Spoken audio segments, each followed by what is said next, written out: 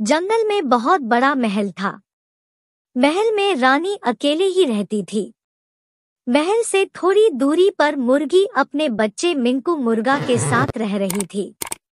मिंकू जितना सुंदर दिखता था उतना ही तेज बुद्धि का भी था।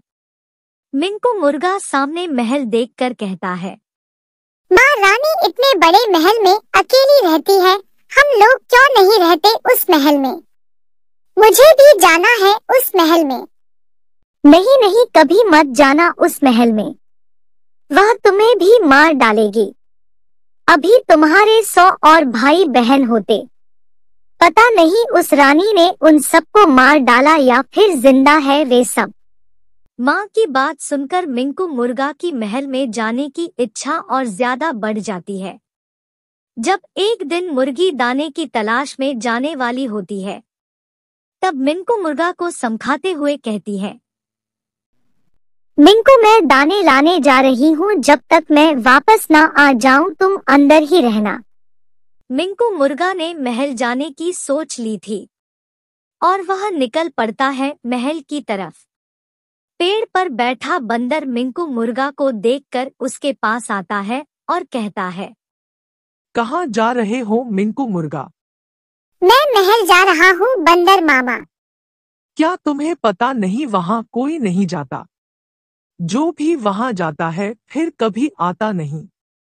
बंदर मामा आप मुझे यह बताइए रानी को क्या पसंद है? बंदर याद करते हुए कहता है, हाथी भाई ने बताया था, रानी को अपनी तारीफ सुनना बहुत पसंद है। इतना सुनते ही मिंकू मुर्गा आगे बढ़ जाता है और महल के तरफ चलने लगता है। महल के पास पहुंचकर बड़े ही साहस और निडरता के प्रवेश करता है। कौन हो तुम, कहाँ चले आ रहे हो? तुम्हारी इतनी हिम्मत कि तुम महल में प्रवेश करो। मैं यहाँ की रानी हूँ और इस महल में आने की हिम्मत किसी में भी नहीं है। मैं तो महल के बाहर खेल रहा था, खेलते खेलते मैं अंदर चला आया, मुझे क्या पता था आप इतना गुस्सा करोगे। ठीक है मैं चला जाता हूँ, पर मुझे एक बात कहनी थी, अगर आपकी आज्ञा हो तो कहूँ। रानी गुस्से से कहती है, कहो क्या कहना है तुम्हें? मैंने जंगल में बहुत सारे सुंदर सुंदर हरे हरे पेड़ पौधे देखे हैं, पर सभी पेड़ों से सुंदर आपकी ये हरी हरी पंख है। जैसा बंदर ने कहा था वैसा ही हुआ। रानी अपनी तारीफ सुनकर बहुत खुश हो जाती है। तब मिंकू मुर्गा और ज्यादा तारीफें करता हुआ कहता है, मैंने जंगल में बहुत से लाल लाल सुंदर सुंदर टमाटर देखे हैं, पर आपकी चोंच तो उनसे भी ज्यादा लाल और सुंदर है। रानी तोता अब तो और ज्यादा खुश हो जाती है। जैसा मिंकू मुर्गा चाहता था वैसा ही हुआ। मिंकू मुर्गा महल में रहकर उस कैदखाने के बारे में और कैदखाने की चाबी जिसे रानी तोता अपने मुकुट में रखती थी उसका भी पता लगा लेता है। एक दिन रानी तोता सो रही होती है, तभी मिंकू मुर्गा कैदखाने की चाबी लेकर कैदखाने की तरफ जाता है और सोचता है, आज मैं अपने सारे भाई बहन से मिल पाऊंगा और उन्हें आजाद भी करा पाऊंगा। माँ कितना ज्यादा खुश हो जाएगी अपने सभी बच्चों को देखकर।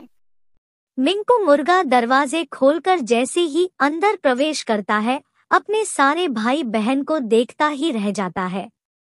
फिर सारे के सारे मुर्गा मुर्गी वहां से निकलकर अपने कूप की तरफ दौड़ पड़ते हैं। इधर मुर्गी चिंता ही कर रही होती है कि सैकड़ों की संख्या में अपने बच्चों को आता देखकर बहुत खुश हो जाती है और वहां खड़े सारे जानवर खुशी से नाचने लगते हैं। उधर रानी जब महल में मिंकू मुर्गा को नहीं पाती है तब बेचैन हो जाती है। तभी उसे एक पत्र मिलता है। पत्र में लिखा होता है, प्रिय रानी तोता, मैंने अपने सारे भाई बहन को तुम्हारे कैद से छुड़ा लिया है। सभी जानवर जितना तुम्हें बदमाश बताते थे तुम उतनी भी बदमाश नहीं हो। अगर तुम्हें हमारी याद आ रही हो तो तुम चले आना हमारे कूप में। मैं भी तुम्हें याद कर रहा हूँ। मिंकू मुर्गा को रानी को देखते ही प्यार हो गया था, पर रानी भी अब मिंकू मुर्गा से बहुत प्यार करने लगी थी और वह मिंकू मुर्गा के बगैर रह नहीं सकती थी। इसीलिए निकल पड़ती है मिंकू मुर्गा से मिलने। मुर्गी अपने सभी बच्चों को जिंदा पाकर और मिंकू मुर्गा को सही सलामत पाकर बहुत खुश हो जाती है। फिर मिंकू मुर्गा सारी बातें बताता हुआ कहता है, माँ रानी तोता इतनी भी बुरी नहीं है, मुझे तो बहुत अच्छी लगी। देखना माँ, वो जरूर आएगी हमारे पास।